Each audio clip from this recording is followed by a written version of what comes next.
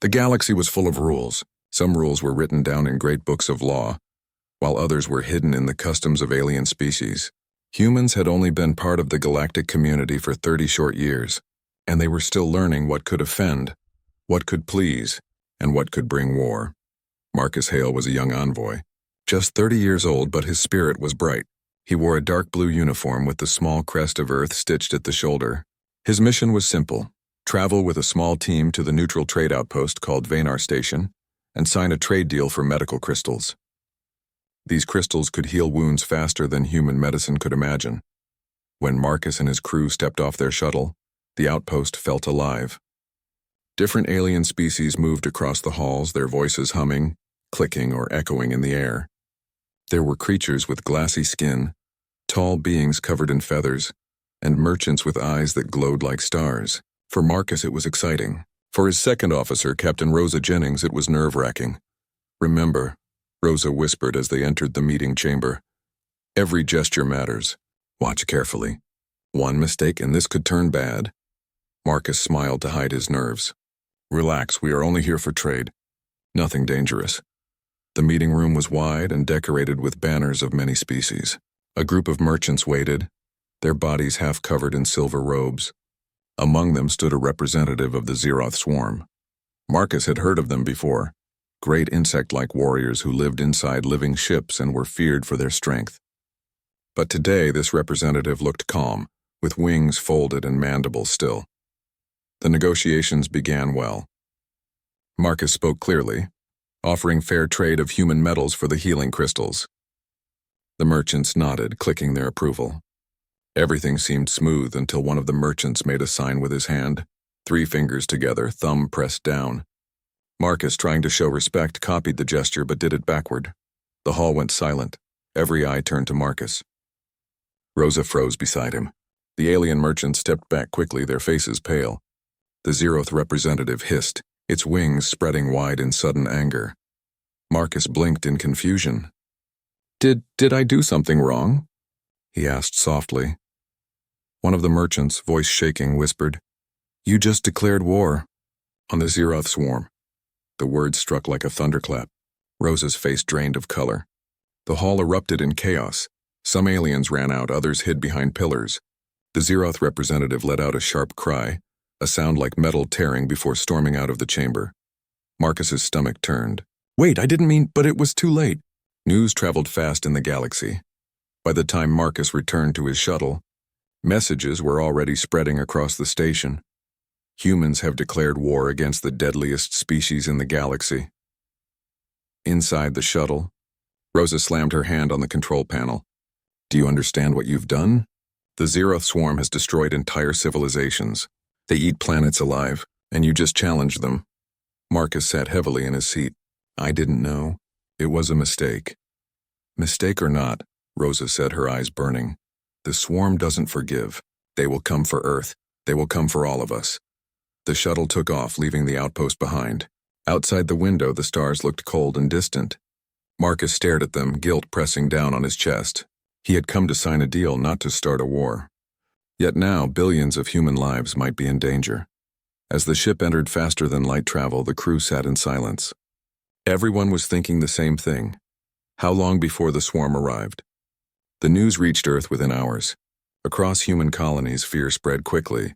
Old historians reminded people of stories. The Zeroth swarm had once wiped out the proud nations of the Vraxians in only 10 years. The Vraxians had been stronger, richer, and older than humanity, yet they fell. What chance did Earth have? Still, not everyone felt despair. Some humans, especially soldiers and strategists, felt something different: anger. If the swarm wanted war, then humanity would not kneel. Back on the shuttle, Marcus sat alone in his quarters, his hands clasped tightly. His mind replayed the moment again and again, the gesture, the silence, the fear in the merchant's voice. The door slid open, and Rosa stepped inside. Her voice was softer now. "Marcus, you can't blame yourself forever. You didn't know." "But I was the one standing there," Marcus whispered.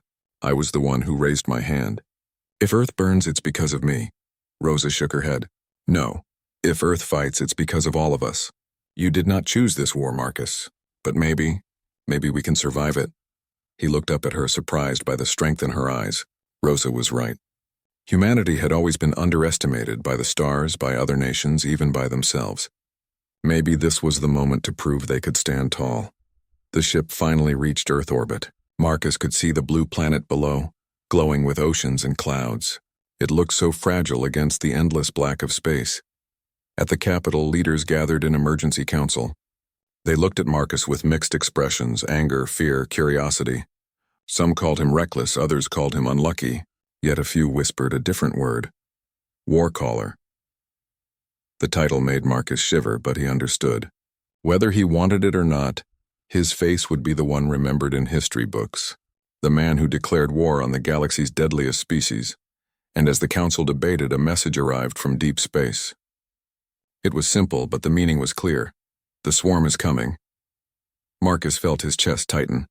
The war had begun, not by choice but by accident. Still, he promised himself one thing. If humanity was to fall, they would not fall quietly. They would fight, and the galaxy would remember. The galaxy did not believe in miracles. When news spread that humans had declared war on the Zeroth swarm, most alien nations simply prepared for the end of Earth. Some pitied them, others laughed. But no one expected humanity to last even a single season. The Zeroth swarm was a name spoken in whispers. They were not just warriors, they were a storm. Their ships were not built of steel or stone but grown, vast living creatures shaped for war. Their armies did not retreat. They consumed worlds, leaving only silence behind. For centuries, the swarm had been the nightmare of the galaxy, and now they were heading toward Earth. On Earth, the Council of Leaders met day and night. In the great chamber of the United Earth government, voices rose and clashed. Some wanted to beg forgiveness, to send messages declaring the war a mistake. Others believed there was no point. The swarm never forgave, never bargained. Marcus Hale sat in the chamber, silent, his heart heavy. He was not a politician, but his presence was demanded. He had become a symbol. Some leaders glared at him, blaming him for everything. Others looked at him with a strange respect. Finally, Admiral Corrin, the commander of Earth's defense fleet, stood up. His voice was steady and deep. We cannot run. We cannot hide. The swarm is already on their way. If we surrender, they will destroy us anyway. If we fight, we may die, but at least we will die on our feet. The chamber grew quiet. Marcus felt a spark in his chest. The words were heavy, but they carried strength. Humanity had always survived by refusing to give up. It was true on Earth's old battlefields, and it was true now among the stars. Soon, preparations began. Human shipyards lit up with activity. Old freighters were armed with weapons. Civilian ships were refitted with armor. Every pilot, soldier, and engineer was called to service. Unlike the ancient species of the galaxy, humans did not cling to tradition. They were wild, creative, and unpredictable. If one strategy failed, they tried another. If one tool broke, they built something new. This spirit became their weapon. Marcus watched as brilliant minds worked day and night. Scientists tested strange weapons, hacking systems that could confuse the living brains of swarm ships, giant engines that could push asteroids across space, and hidden mines that could trap fleets. It was not polished. It was not perfect. But it was human. When the first swarm fleet arrived, the stars shook. Thousands of bioships burst into human space, their wings glittering like black fire. Their roars echoed across communication channels, a sound that made human hearts tremble. The swarm believed the war would be over in hours. Admiral Corrin stood on the bridge of Earth's flagship, the Resolute Dawn. All fleets, he commanded, hold the line. Remember who you are. Remember Earth. Marcus was there too, standing as envoy, his face pale but determined. He had no weapon, no command, but he carried the weight of every life behind him. The battle began. The swarm charged like a storm, firing blasts of plasma and acid from their living ships. Human vessels scattered, smaller and weaker. To alien observers watching from far away, it looked like the end. But then humanity showed its true power. Instead of fighting like other species, rigid and predictable, humans fought like chaos. They hacked into the nervous systems of the swarm ships, turning some against their own kind.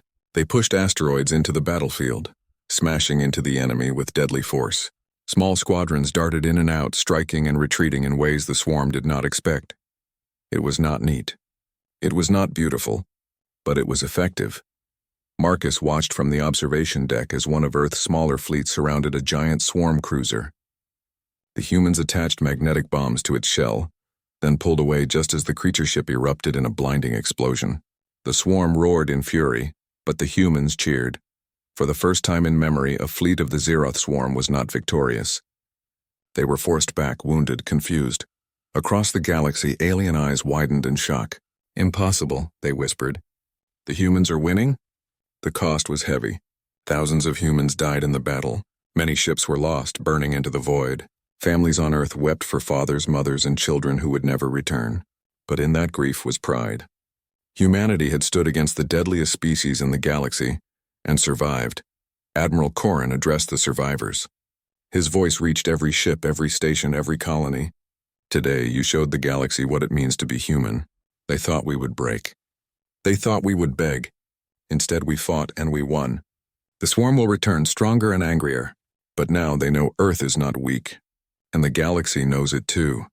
The cheers that followed echoed across space. Marcus, sitting quietly after the battle, felt both sorrow and hope. He remembered the look of fear on the merchants' faces when he had made that fateful gesture. They had thought humanity would be crushed in days. Yet here they were, bruised, bleeding, but still standing. Rosa joined him, her uniform torn but her eyes shining. "You see, Marcus?" she said softly. "Maybe you did declare war. But maybe that's what we needed. The swarm has ruled by fear for too long. Someone had to show the galaxy they can be fought." Marcus nodded slowly. He still carried guilt, but now it was mixed with something else, purpose. "Then we'll keep fighting. Not just for Earth, for every world the swarm has ever crushed." And somewhere far away in the dark heart of the swarm, the Queen herself stirred. She had felt the pain of her fleet's loss. No species had ever dared wound her children so deeply, not in centuries.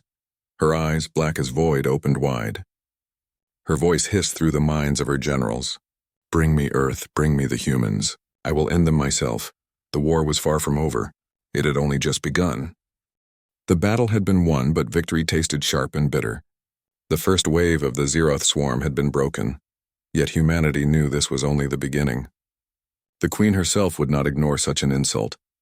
Across Earth's colonies, people prepared for the worst. Cities built underground shelters. Shipyards worked day and night to repair damaged fleets. Farmers sent food to soldiers.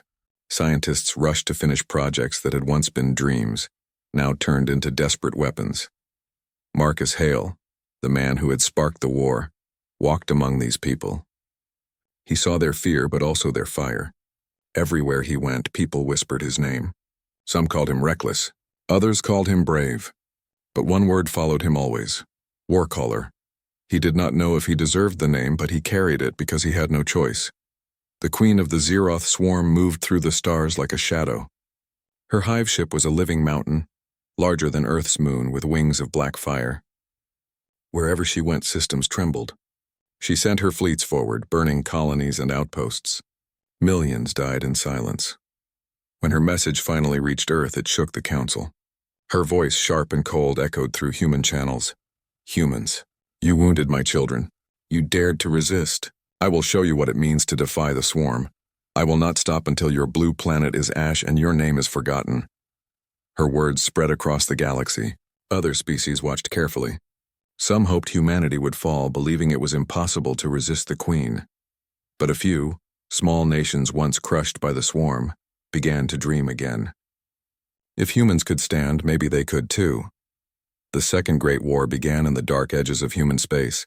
Swarm fleets poured in, larger than before, hungrier, faster. Human ships met them again, but this time the cost was greater.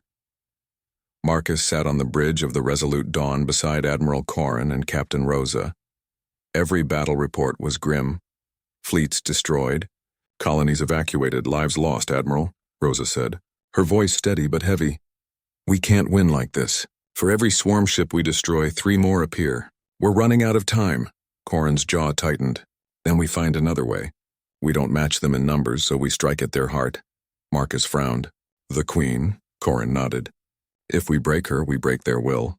It was a dangerous plan. To strike the Queen meant facing her hive ship, the largest war creature in the galaxy. But humanity had always thrived in the impossible. The scientists revealed their boldest idea. Near the star cluster of Eridan lay unstable suns, ready to collapse into novas. With enough force, those stars could be turned into weapons. A chain reaction could destroy the Queen's hive ship. The Council called it madness. But madness was what humans had left. The fleet gathered near Eridan. Dozens of human ships floated against the black sea of stars. Pilots whispered final words to their families. Soldiers checked weapons one last time. Marcus stood before them, his voice carried through the comms. Today the galaxy watches. They believe we are weak. They believe we will fall. But we are human. We are not the oldest, we are not the strongest, but we are the most stubborn. We will not kneel. We will not break. We will fight until the stars themselves burn. And if we fall, the galaxy will never forget that humans stood against the swarm. His words lit fire in their hearts. Even those who doubted him before now felt the weight of history. The Queen arrived. Her hive ship filled the skies, a living nightmare, its wings blotting out light. Her fleet swarmed ahead, countless, endless. Her voice thundered in every mind. You cannot win. You are dust. The battle began. Human ships darted through space, firing beams and missiles. Swarm creatures roared, spitting fire and acid. Explosions lit the dark like falling stars. The galaxy held its breath. Marcus watched as one by one, human ships sacrificed themselves to push asteroids into position, to trigger the chain that would wake the stars. The swarm pressed closer, their numbers overwhelming. The resolute Dawn shook under fire, alarms screaming. Hold! Admiral Corrin shouted. Just a little longer. Finally, the plan was ready. A fleet of smaller human ships dove toward the first unstable sun, igniting it with a storm of energy. The star flared, collapsed, and then exploded with a force that shattered the swarm ships nearby. The shockwave pushed outward, setting off the second star, then the third. A chain of novas burst across the cluster, light brighter than anything humanity had ever seen. The fire consumed the swarm fleet, burning them into ash. The Queen's hive ship was caught in the storm. Her wings of black fire cracked. Her body screamed across the stars. She tried to escape, but the collapsing suns pulled her down. Her voice, once so cold and sure, turned to rage and fear. This is not the end, humans. You will regret. Her words were cut off as the final nova erupted, tearing her hive ship apart. The Queen was gone. Silence fell across the battlefield. The surviving human ships floated, battered and broken, but alive. The swarm, for the first time in memory, retreated. Across the galaxy, alien nations gasped in disbelief. The impossible had happened. The Queen of the Swarm had been defeated. On Earth, crowds poured into the streets. Bells rang, voices rose, and the name of Marcus Hale was shouted like thunder. Not just Marcus. The names of every soldier, every pilot, every scientist, every farmer who had helped. Humanity had stood together, and together they had survived. Later, as Marcus looked at Earth from orbit, Rosa stood beside him. You realize what this means? She asked softly. Marcus nodded. It means we won a battle. Rosa shook her head. It means the galaxy will never see us the same way again. We are no longer the newcomers. We are the species that declared war on the deadliest enemy and lived. Marcus stared at the blue planet below. He knew the war was not finished. The swarm might return, perhaps with another queen, perhaps stronger. But now humanity had proved itself. And in the shadows of distant worlds, other alien nations whispered to themselves, do not underestimate humans. They dared to challenge the swarm, and they survived.